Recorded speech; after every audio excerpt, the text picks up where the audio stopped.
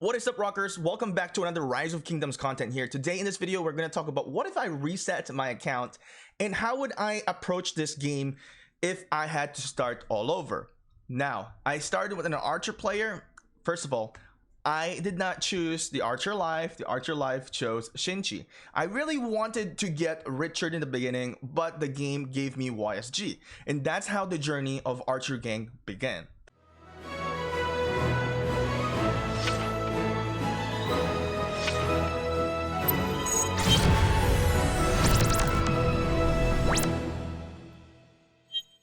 I want to invite you guys to check this new RTS game that we have been playing, and we have been successfully growing our power, our alliance. As you see, we are here, TIK Immortal Kings.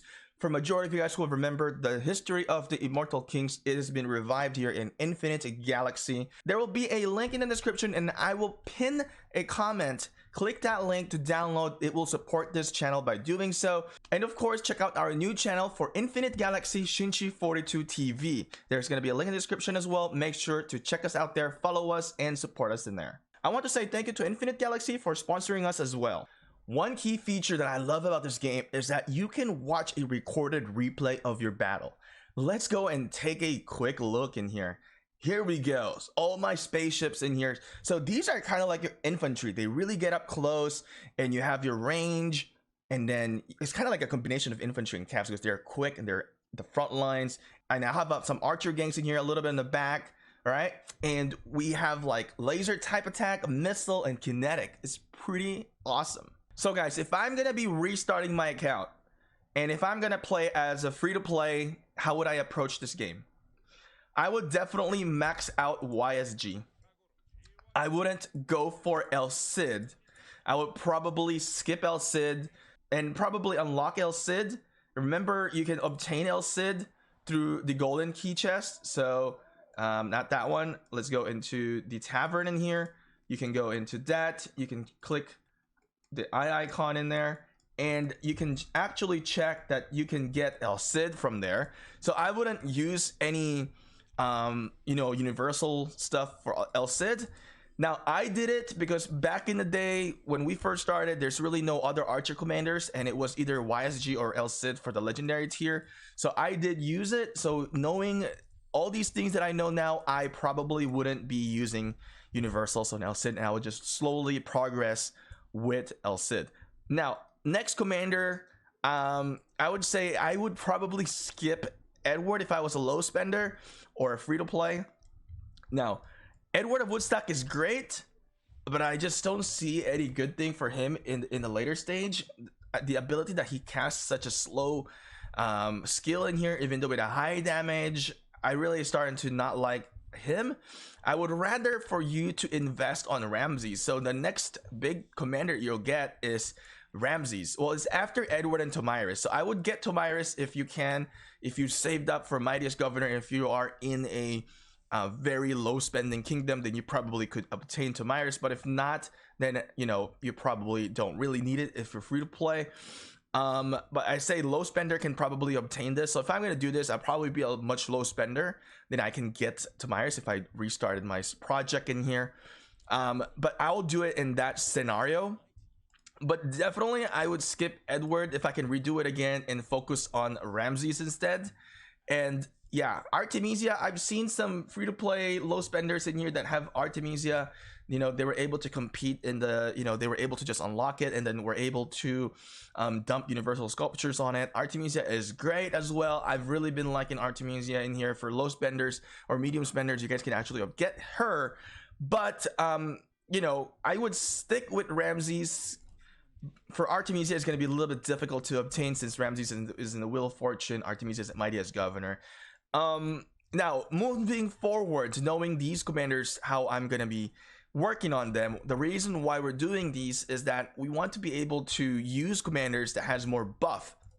Now, looking at Ramses, what I like about him is that he has the ability to tank in here as an archer, skill damage taken reduction, also going to be bringing attack damage bonus, and Ramses works really well with YSG. The combination of Ramses and YSG is super deadly, and it's really amazing. Now, one thing that I mentioned about Tomiris is that she has been really amazing, especially in the open field as well. And you know, she adds that poison stack, which allows other players to benefit and piggyback on that buff, and you can eliminate commanders quicker with Tomyris in the field. And using Ramses and Tomyris also works if you are going to be using YSG with something else. Let's say you're going to be a mix of Cavs Archer, Infantry Archer, which is very common. You can even put like Alexander and YSG. This is why we recommend YSG, because YSG is a very, very versatile commander that you can use with any commander in here. So with that being said, you know, I think really getting Tomyris is something that is essential for archers, in my opinion, because I have been doing a lot of battle testings in here, either with Ramses and Artemisia. Now, keep in mind that you do really need to strategize. If you're a free-to-play, you're a low spender, if you're not spending a lot of money into the game, you need to strategize on how you are going to approach and save your universal sculptures.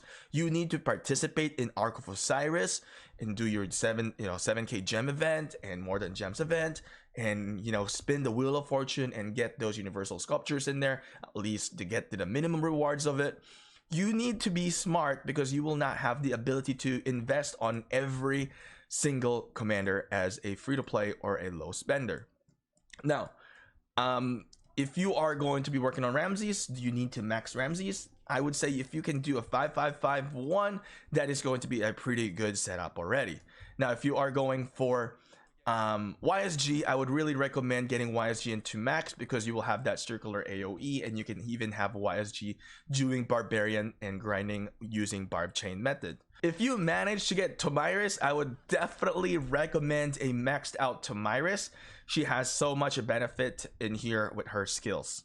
Now, like I said, if I was able to restart this knowing what I know now, it's because I am going for Nebuchadnezzar and Cyrus the Great.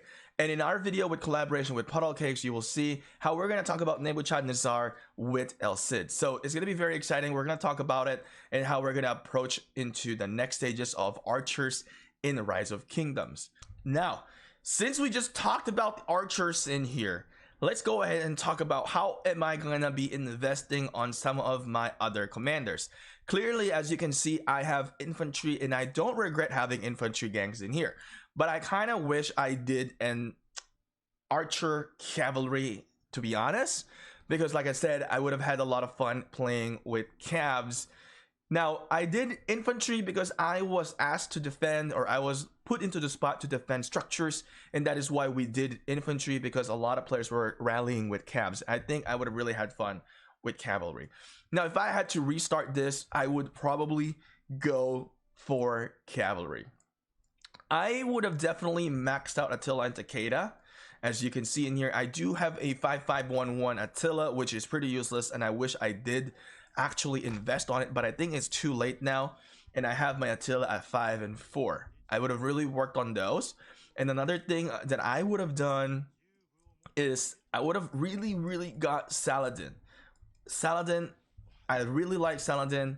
I really don't care much about this. You know, it's pretty much broken. I would never invest on Saladin anymore.